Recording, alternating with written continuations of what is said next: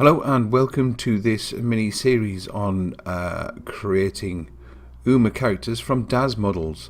And as you can see on the screen here, I've got one of these immensely detailed DAZ models now into Unity, and it's at the point where I'm ready to turn this into an UMA. Everything's split up, the textures are right, and we're ready to go. So without further ado, let's get started. So here we are in DAZ Studio. For this particular series, I'm going to choose Genesis 8 as my starting point. So this is what I want to convert. So I'll bring a Genesis 8 male in, and I'm going to go to his wardrobe and just bring some underwear for common decency. Now, I used to think that Genesis 8 was the ultimate DAZ model, and yeah, it wasn't worth looking at any of the prior iterations. However, that isn't true. You can go all the way back to Genesis 1 and still find that it's got some really nice features that maybe aren't in Genesis 8. The one reason I'm using this is Genesis 8 has a really nice facial bone rig which works beautifully with UMA. So these are the guys we're going to convert. Now quickly, before I do anything else, I just want to show you this does have some very basic body morphs in there.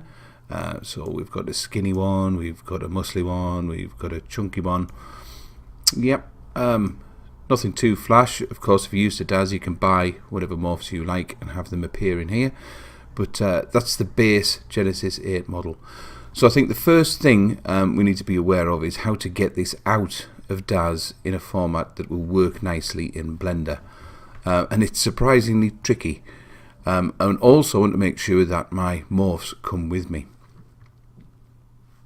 So I'm going to start by heading over to the export option. I'm going to export to FBX, and I'm just picking a location on my drive somewhere, and we'll call it Morph for now, and hit save. And this is where you need to be very careful about your settings. So initially I've got FBX 2012 binary. Some sources recommend you use 2011, but I've never had any problem with 2012. And these tick boxes are the ones you want. So pause the video, take a screenshot, do something, but that's what you're after. Now, in terms of morphs, you can see I've got it ticked, but by default, if you export now, you probably won't get anything. And the reason is we haven't set up the export rules. Now I have. So if I open this export rules, you can see I've got a couple of rules in here. I'm just going to delete those and show you how we can build them. And let's have a look at what we're exporting.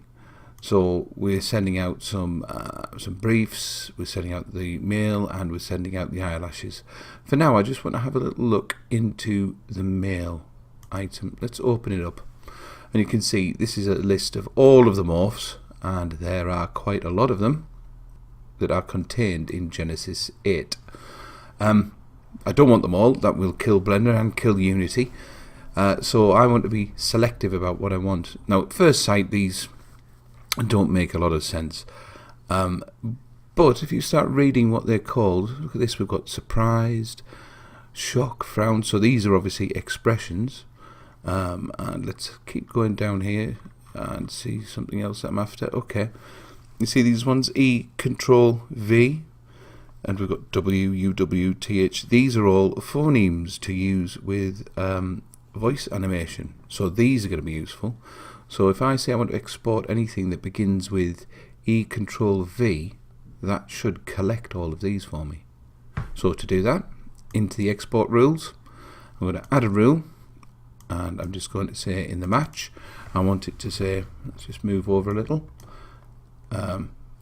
E, C, T, R, L, V. So anything that starts with that, I want you to export instead of bake.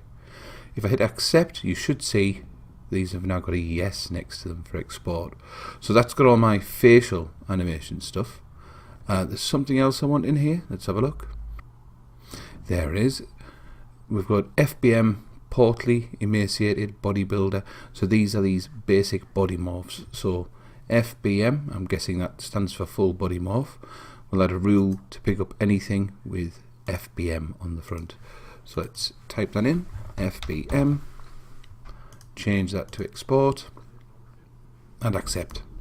Now you should see we have a yes next to these. Okay, let's hit accept, and you can see here it starts exporting, and you should see, there we go, all of those morphs being converted and sent out into our FBX. Brilliant. Okay, one last thing before we leave DAZ. When we actually send this out, DAZ has a nasty habit of only exporting the diffuse map, so you get this wonderfully detailed model with a flat, boring texture, and the models look awful when in both Unity and in Blender.